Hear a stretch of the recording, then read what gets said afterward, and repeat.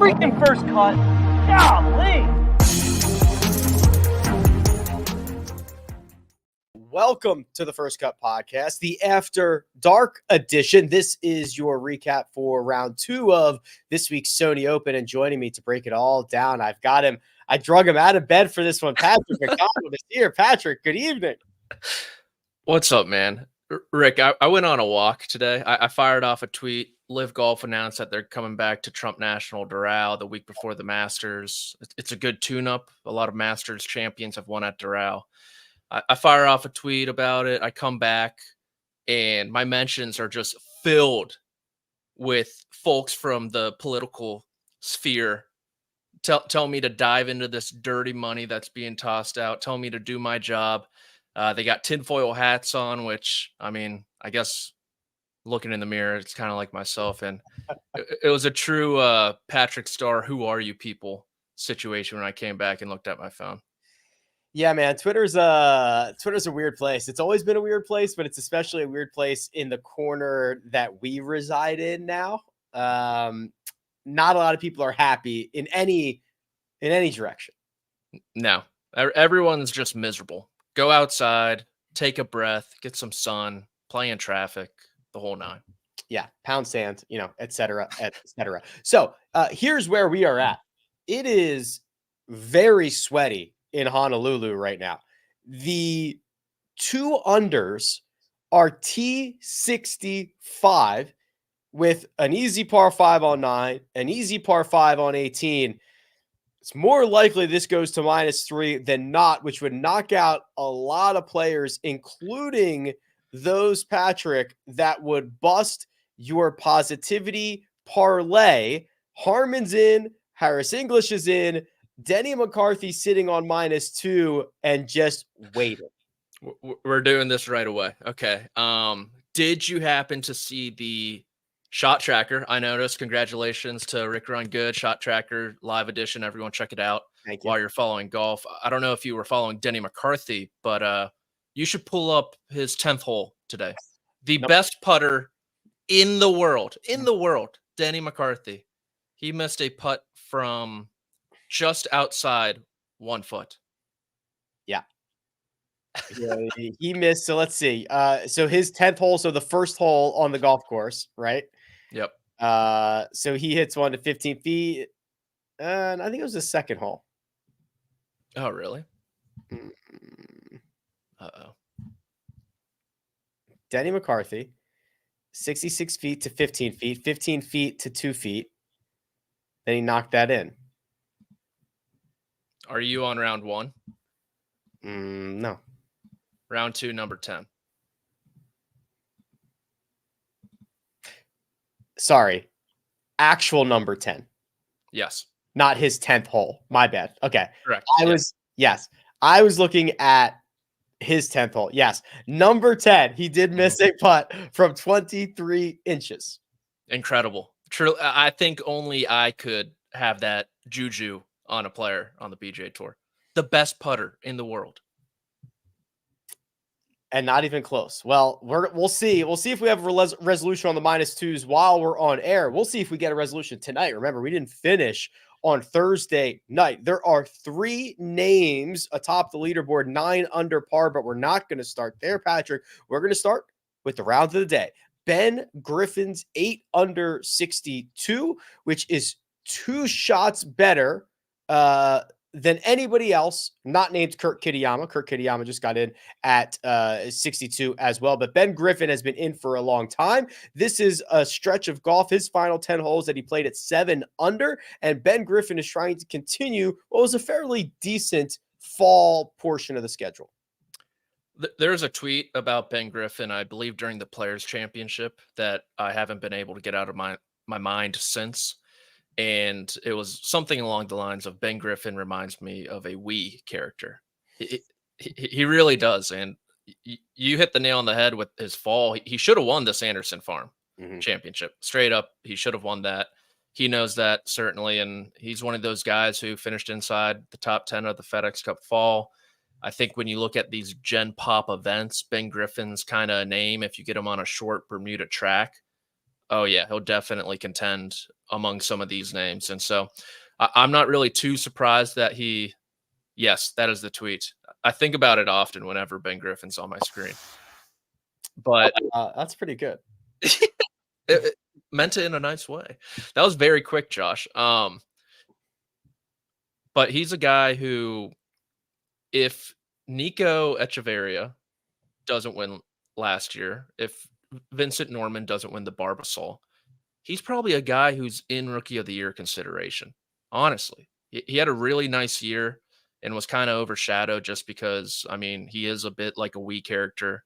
He's not, flashy at all. I mean, you look at his sponsors, it's a tech company, it's a financial company. I mean, he's got kind of the ABCs right there. And so I like what this guy can do, especially on Bermuda grass golf courses. I know he played well here last year, and I think even though it was just one round after that opening even par, I think he has some staying power over the weekend.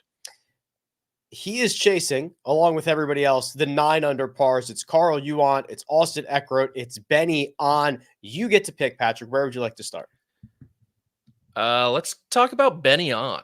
Benny On follows up his Thursday 67 with a Friday 64. That's 6 under par. It was bogey free. He took care of both par fives, making birdies on each one of those. And when you look at his stat profile, the vast majority of it in round 2 came from the short game. 4th around the green, nearly 2 strokes to the positive there, and 24th with the putter, 1.8 there. That's not usually the way Benny On gets it done, but a little bit of bonus for Benny On this time around. Wow, this is a new little setup we have. I like it, Josh. Yeah. This guy's been dynamite kind of since, I want to say, the Scottish Open with the broomstick. He finished well there. He finished well at the Wyndham Championship as well. Played great at the Century. And I mean, Bad Benny coming off the suspension. I was going to say, does he just get a no one asked him about the suspension. He just gets a pass for being an abuser. User, not like domestic violence. Yeah, he violates the anti-doping policy by taking Korean cough medicine, which is just ridiculous. And he gets suspended during a time in the season when he doesn't even have to play because he qualified. The lightest slap on the wrist you could ever receive. You are suspended for these 3 months in which you are not going to play anyway. We'll see you next year when purses get bigger. Yeah, he's already in all the signature events. He qualified for the BMW Championship, and even after his round, they're like, "Oh, like how do you feel about your play?" He was like, "Well, I did have 4 months off, so I wasn't really sure what I was going to do, but last week certainly helped my confidence." And I mean, I love what he can do. He's a great driver of the golf ball, really long, and if the short game's typically very good, it's the putter you have to worry about. But if he's steady with that Glover, Adam Scott broomstick, I mean, why not? I think it'd make for a good story, and he's been a great player for a long time, and it's kind of crazy to think he's already 32, especially when he won the USAM, I mean, many years ago.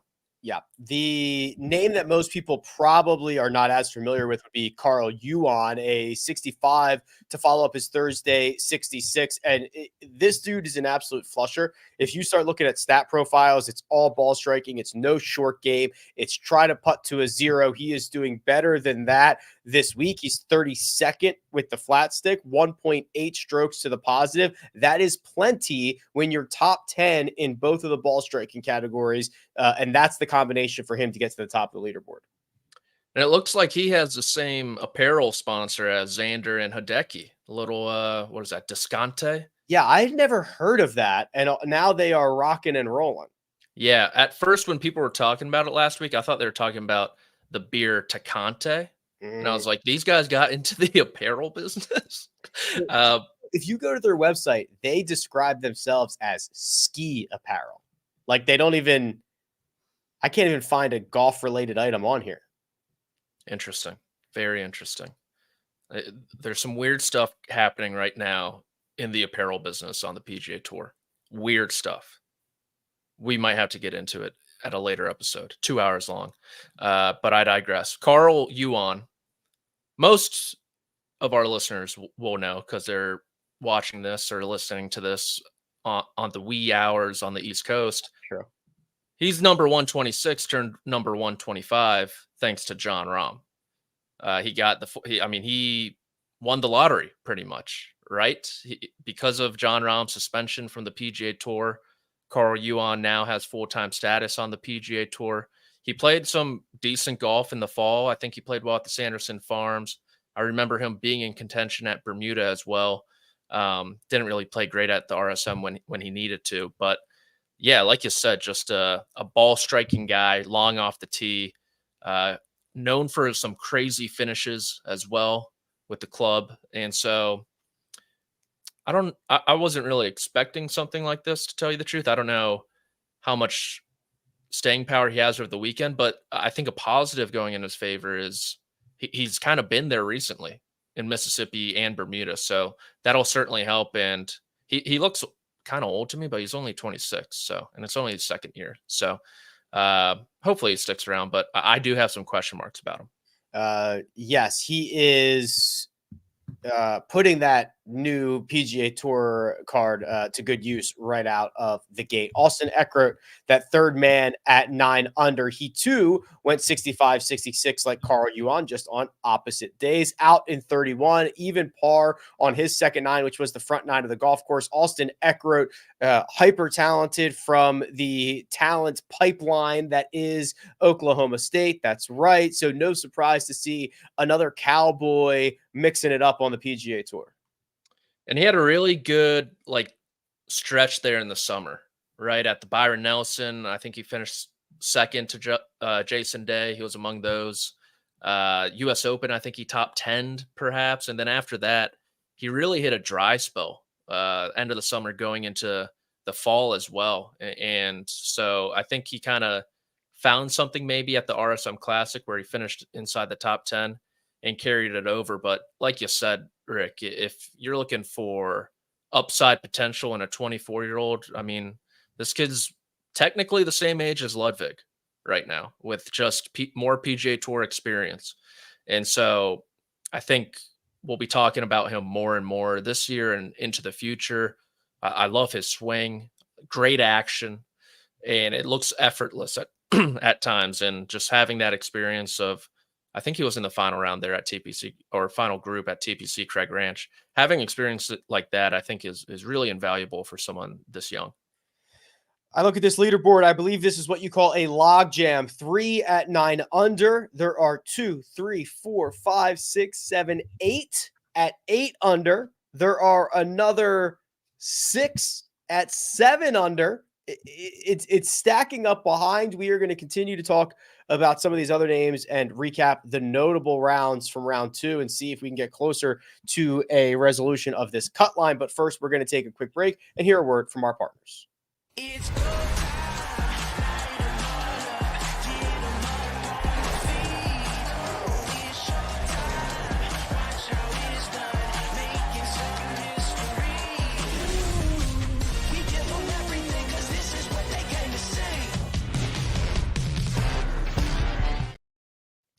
And we're back. Last week's champion, Chris Kirk, still very much in the mix here for both ends of the Hawaii swing.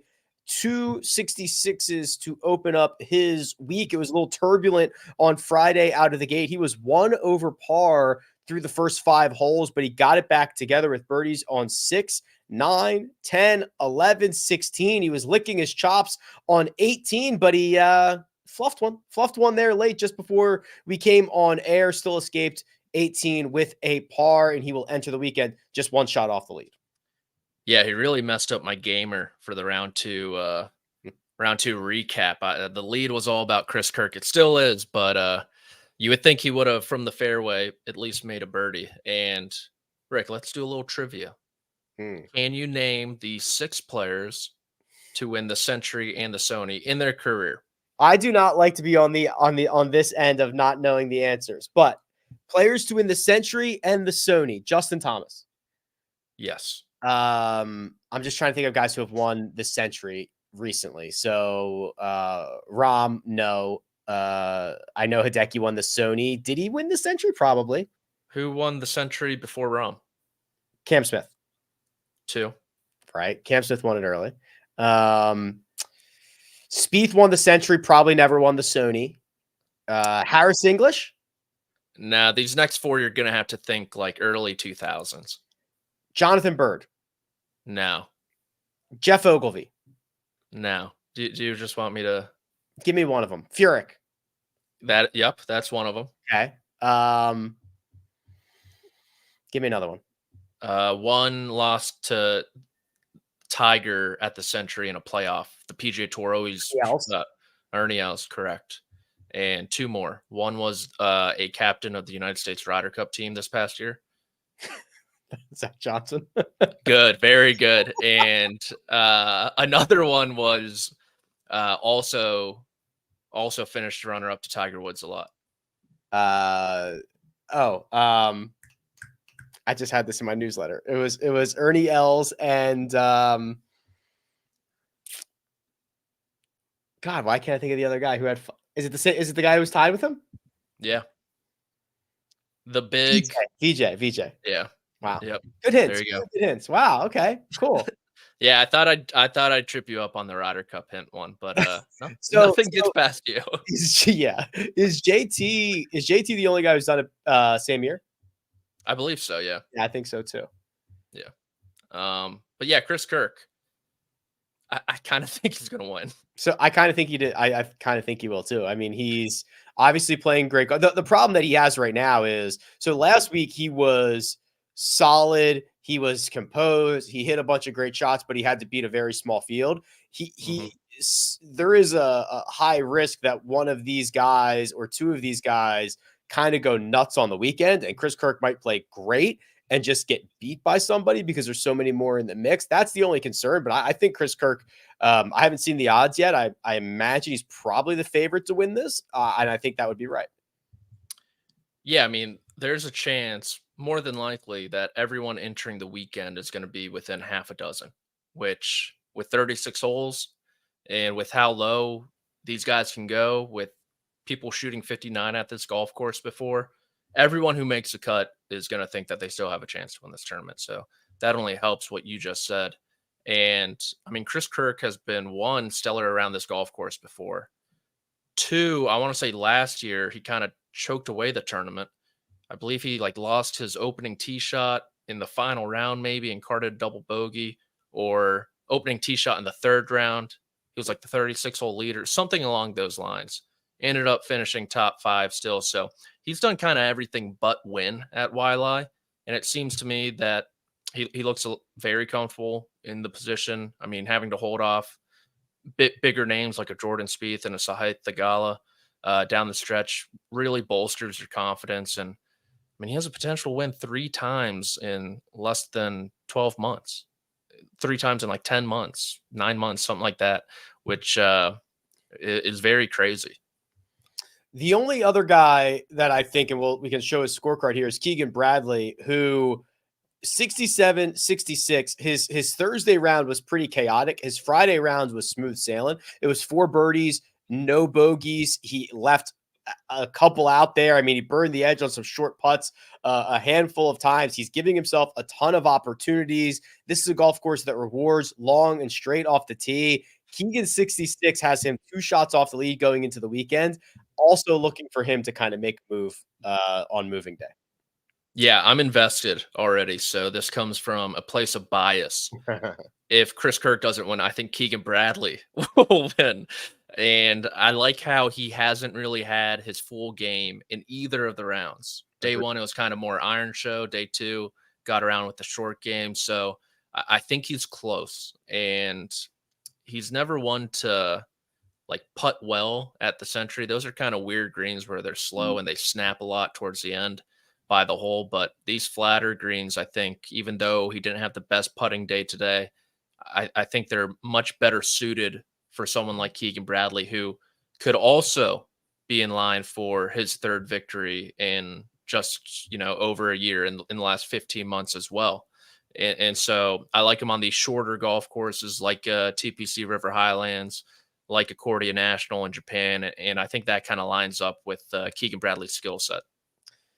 A pair of young, talented, fun guys to watch. Made a move on Friday. Akshay Bhatia, honorable mention, 64. He is 7 under par. He is 2 shots off the lead, but let's talk about Ludvig. Follows up his Thursday 70 with a Friday 65 that also started slow. He was 1 over through his first 5 holes, but he started on the back 9, and then he turned into Ludvig. He kind of started striping everything. He drove it beautifully as expected, and he hit what is probably the shot of the week thus far on number 9, his final hole of the day, from 220 yards to 19 inches. It was a tap in eagle, and Ludvig has dinner tasting a lot better tonight after that round.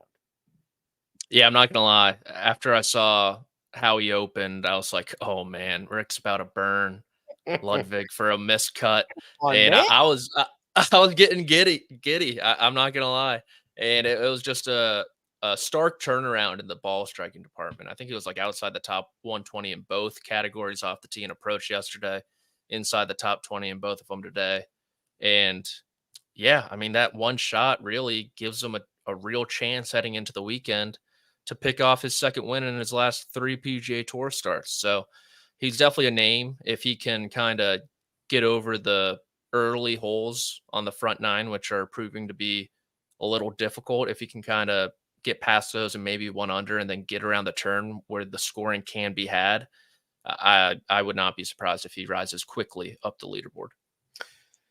We are still holding strong at this moment with the -2s. The problem that I have with that is one of the guys who dropped to -1 is Joel Dahmen, who I need Joel Dahmen to get back up into the -2s. He obviously has a par 5 to play, but everybody does. So I'm looking for a very specific path to the -2s getting into this thing on the weekend.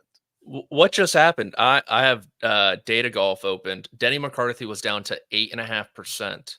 He is now up to 43%. Yeah, well, Joel Dahmen dropped out. The mail-in ballots came in. Yeah, Clark County is coming in, right? They're coming in big batches, and Joel Damen's dropping out. It's helping Denny McCarthy. So, yeah. Oh, Denny just made. Excuse me, Joel Dahmen just made birdie on 8. Eddie's gonna play 9. So now here's the other thing I don't want.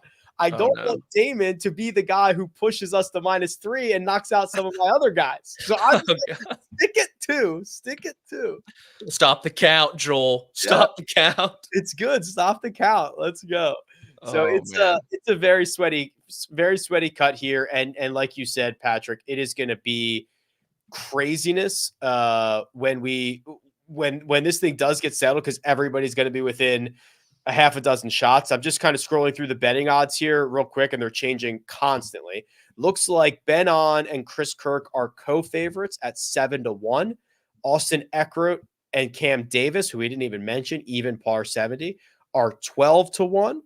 After that, Harris English, Kurt Kitayama look like they're 18-1. And then you could even get Keegan at 20, Akshay at 25. I'm just kind of looking through these in real time. Ben Griffin's at 20.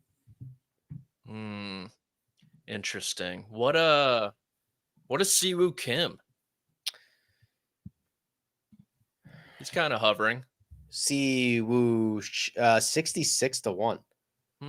Interesting. I think that could be he's at 5 under. Shaking that ass, shaking that ass, shaking that ass. There you go. What else needs to be said? Yeah, I mean, he's 5 under, gonna be 4 strokes back, hitting the ball well. Hasn't really made a lot on the greens, but I'm gonna go with Keegan. I think that's kind of a long shot if you want one. I'm gonna go with Keegan. What, 20? I see it at 20 right now. Okay, I'm with that then. Yeah, it might be longer. 20 or 22, but I like that as well. I think he has not remotely played his best golf, and I think this is a good course for him. Look at who's ahead of him. No offense to these guys, but are you worried about Carl, Yuan, Austin Eckroat, Ben Griffin, Stewart? I almost called him Stuart Scott. Stuart Sink, Cam Davis, Keith Mitchell, Taylor Montgomery, and Kurt Kitayama. Are you worried about those guys? There's just such a massive disrespect level going on with Keegan. Like, this guy has won twice in the last year, and like, I'm fine spotting a shot to someone like Ben Griffin, who still has to go out and prove it. I'd love to be proven wrong, but Keegan, things would have been different if Keegan was on the Ryder Cup team. Yeah, it's still in the back of his mind. Imagine, I mean, there's a chance here, Chris Kirk and Keegan Bradley, 2023, 2024 President's Cup team, and Brian Harmon. Oh, this team's gonna be so ugly. Oh yeah, oh yeah. I'm already. The internationals are going to win this. I'm positive. I'm It's just gonna be so positive. gritty. Yeah. This is gonna be great. We should go. Let's book our tickets right now and let's just go. Let's just do a meetup in Montreal. Okay, yeah. I've never been. I've heard fantastic things. We got to have hookups from the Immelman crew, right? Oh, true. Yeah. Like, we have to have hookups, and why not? I think we should do it. Okay, I'll start talking to the big wigs here at Paramount, and if not, I'll go into my rainy day fund. We'll go.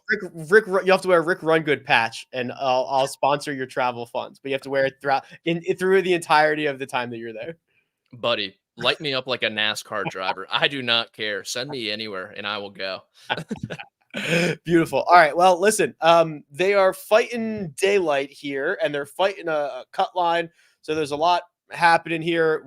However it shakes out, we will obviously be back to talk it all through on Saturday and Sunday. Thank you for joining us on this First Cut After Dark edition. Big thanks to producer Josh doing all that hard work behind the scenes. Patrick McDonald available on Twitter at PMcDonaldCBS, and you can find me at Rick Run Good. This has been the First Cut. We'll catch you next time.